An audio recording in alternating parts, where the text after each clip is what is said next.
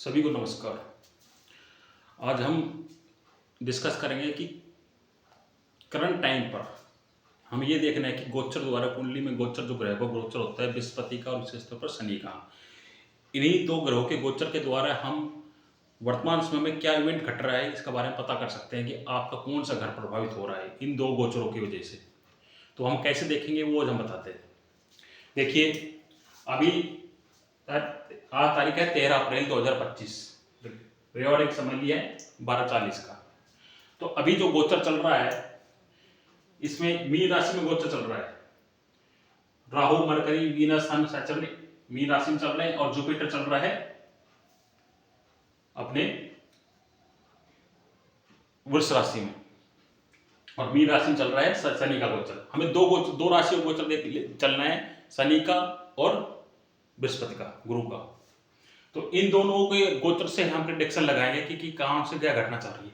एक तौर पे ये देखना है कि अगर गुरु या शनि अगर वक्री हैं तो जहां पर वो बैठे हुए हैं, जहां पर भी इनकी प्लेसमेंट जिस भी घर में है तो उसके पिछले वाले घर को भी लेंगे। जैसा सपोज मान लो जब जुपिटर यहाँ बैठा है तो अगर जुपिटर वक्री है तो हम इस घर को भी उसमें काउंट करेंगे।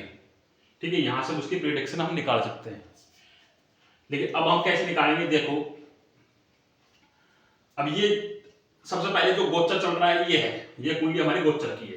ठीक है, ये गोचर की है और ये जो कुंडली है ये लगन के अनुसार, माना मेरा किसी का लगन हो, किसी के साथ लगन तुला लगन है, मान लो अगर तुला लगन है, जैसे मेरा खुद का लगन तुला लगन, तो मैंने अपने तुला लगन के हिसाब से कुंडली बना ली, उस गोचर को विद रिस्पेक्ट टू तुला लगन एडजस्ट कर लिया है।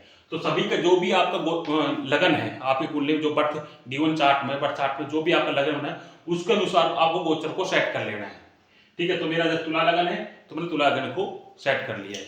अब इसमें कैसे देखना है कि गोचर, अब जैसे तुला लगन में के अनुसार तो ये मीन राशि में ये आगे जो वृष राशि में ये चल रहा है, तो हमें ये देखना है कि कौन सी घटना इस वक्त हो रही है, क्या घटना अभी हो रही है।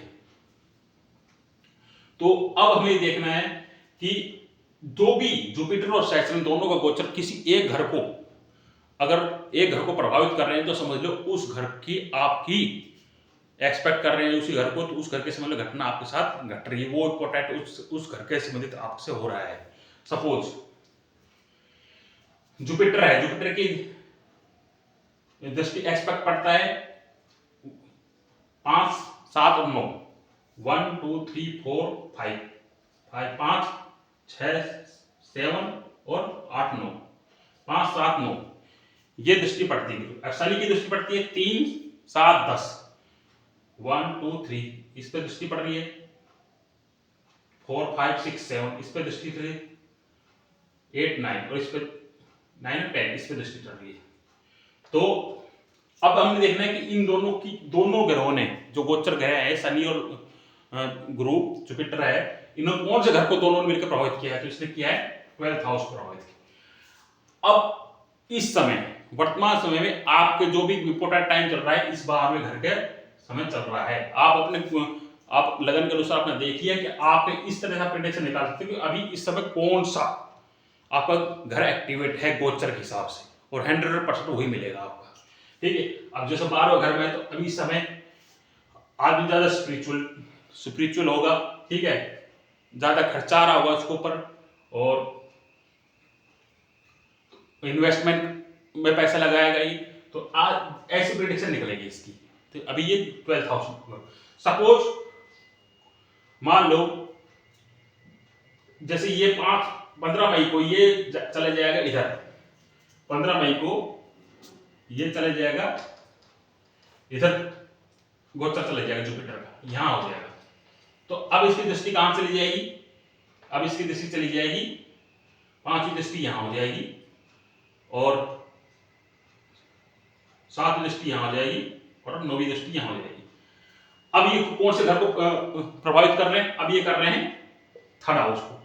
तो 15 मई के बाद जैसे ये गोचर इसमें करेगा तो इसका जो 3rd हाउस है ये प्रभावित होगा। ये जो छोटी मोटी यात्राएं करनी पड़ेगी, एफर्ट्स ज्यादा करनी पड़ेगी, ये मेहनत का घर है, एफर्ट्स ज्यादा करना पड़ेगा। ठीक है, छोटे भाई बहनों के साथ कुछ भी इंपॉर्टेंट टाइम लगेगा छोटे भाई बहनों के साथ, तो ऐसा मतलब ये 3rd हाउस का एक्टिविटी, ऑनलाइन एक्टिविटी ज्यादा करेगा, ऑनलाइन ज्यादा बिजी रहेगा ये। तो ये आपकी दोनों, क्योंकि इसको एक्सपेक्ट कर रहे हैं, तो ये आपका इवेंट होगा। अगर अभी जैसे 19 अक्टूबर को जुपिटर चला जाता है इसमें, ये चले जाएगा जुपिटर यहां, तो इसकी दृष्टि कहां चली जाएगी, इसकी दृष्टि चली जाएगी 2 1 2 3 4 5 इसमें चली जाएगी, 6 7 इसमें चली जाएगी, 8 9 और इसमें चली जाएगी। अब ये देखना है, और सैटर्न की दृष्टि कहां है, सैटर्न की दृष्टि पहले ही है, इस दृष्टि पे है, 7 पे भी और 10th पे है, इस पे है। अब हमने देखना है कि इसकी दोनों की दृष्टि कहां है। अब देख रहे हैं कि दोनों की दृष्टि एक किसी भी घर पर नहीं आ रही है, लेकिन अगर ऐसी कंडीशन बन जाए किसी घर पर नहीं आ रही, तो हम ये देखना है क्या जुपिटर की, नहीं तो उसके लोड को भी ले सकते हैं। हमारे सैटर्न की दृष्टि जा रही है 1 2 3 तीसरे वीनस शुक्र पर, क्या जुपिटर की दृष्टि शुक्र वीनस पर आ रही है, तो डेफिनेटली आ रही है। जुपिटर 10 दृष्टि से वीनस को देख रहा है, तो इस घर से संबंधित रिजल्ट आएगा इसको। अगर मान लो फिर 7 दृष्टि मरकरी घर पर जा रही है सैटर्न की, क्या जुपिटर की दृष्टि मरकरी पे जा रही है, डेफिनेटली जा रही है मरकरी पे, तो इसका इस घर का रिजल्ट आएगा इसको 19 अक्टूबर के बाद।